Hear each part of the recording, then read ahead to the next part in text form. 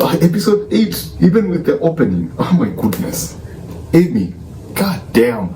Now, the opening of this particular episode is Amy having sex with a random stranger. And I don't mean having sex, it's just she's covering herself. And so the other stranger cannot see her face and stuff. And even he asks her why she didn't go to a bar to pick up someone, because it's weird. And then she looks into the mirror and she sees an old lady in white, a white-faced lady in black, looking back at her. A reflection, it's someone else. It's some creepy dude. And now, this is when now it started feeling like an A24 episode at that particular point.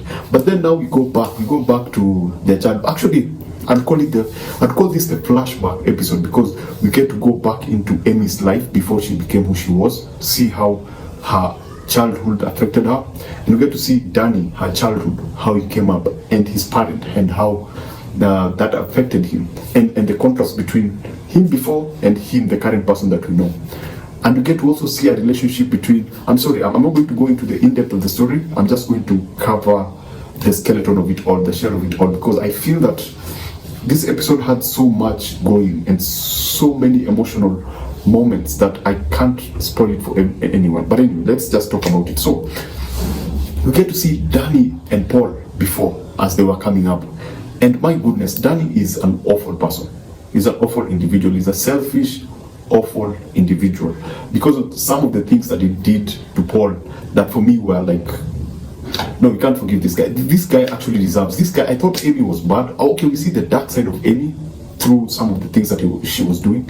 But now the things that I found out about Danny were just a no-no for me, because he actually did something that really, really just made him look like the world's most selfish individual, you know.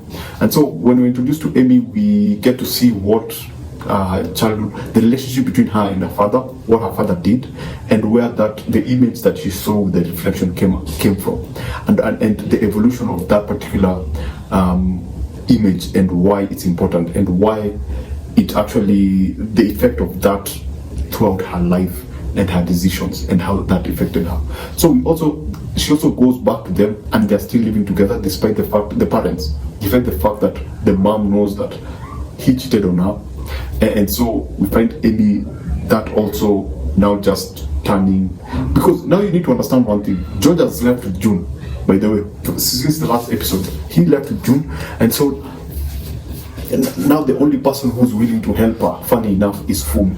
Fumi is George's mom. She believes that Amy is the most important part of George's life, because without her, George would have been, nothing. And that's kind of true. So we get to, and if you look at Amy's parent and what they were doing, when she goes back now to confront George, after Fumi brings back Yeun and George back to the house, after she somehow convinces them to come back, we see her open up to George about everything, about the affair, about the road rage, about Danny, about everything that happened. And I think in the back of my mind, her mind, she expected George to behave the way her mom behaved. She expected this relationship to reflect her parents' relationship. I think she expected George to go like, yeah, it's okay, I'm going, and that relationship to stay true because of the child, because her parents' relationship was glued together by her. So in a way, she would think that the fact that she confesses to George and the fact that Yeun is involved, that may be able to actually bring them together. She even confesses that she's not a good person and George is a good person. But then George, on the other hand, is shocked because he cannot believe that this person could endanger their family that way, and it actually makes sense for him to be shocked about her actions and how much that might have affected the family. So he's like, you know what? We're getting divorced, so they are in a way going to get divorced. It's over for them. It's over for him. Their relationship is done. So on the other hand, Danny and the parents have gone and found out the house that was burnt. Danny believes that it was Amy. He suspects that it might be Amy because the fire people thought the firefighters thought that it was arson. But then we later learned that it was poor wiring that actually caused the fire. And actually, in real sense, it was Danny's fault. So now, in order to Danny, before he actually discovers that it was the wiring problem, he thinks two people. First of all, he thinks that it's Amy to revenge, and then he sees Edwin. I think you remember Edwin, the church member who had confronted him because he wanted to be a part of his construction business. He thinks it might be him because when he's leaving the area, he sees Edwin again turn the car around and leave and go. So he suspects that it might either be Edwin or Amy. So he goes to Edwin's home and confronts him and asks him because he totally believes that it might have been him. So he learns that there were some things that Edwin was picking up from Danny's house. And I don't want to spoil for people. You get to find out. If you watched, you know what I'm talking about. There were some things that he used to pick from that particular place and check it using Danny's address.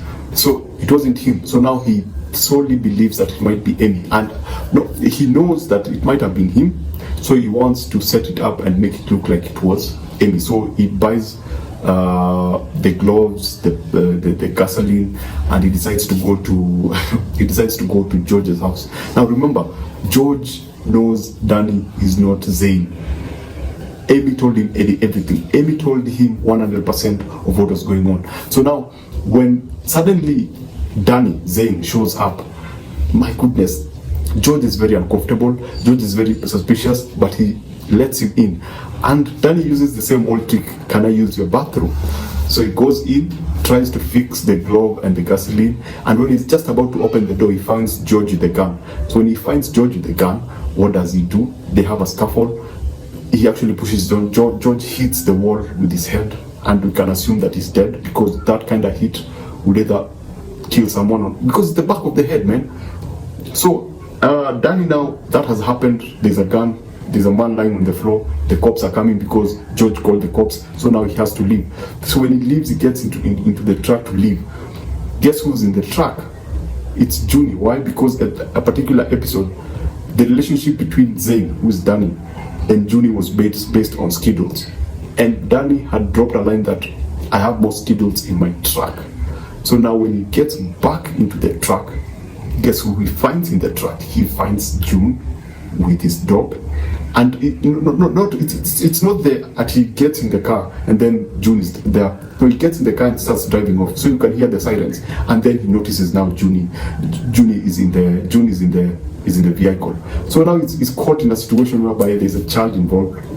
There are cops coming, and there's someone lying down with a gun next with a gun on the floor, and that's the end of the episode. So this was a much more emotionally charged episode, especially in terms of relationships. Man, I was disappointed by Danny.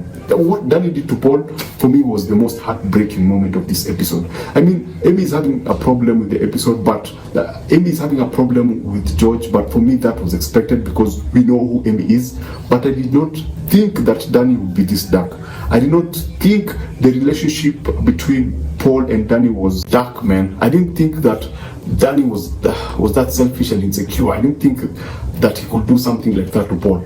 You know, so for me that was it was heartbreaking. It crushed me.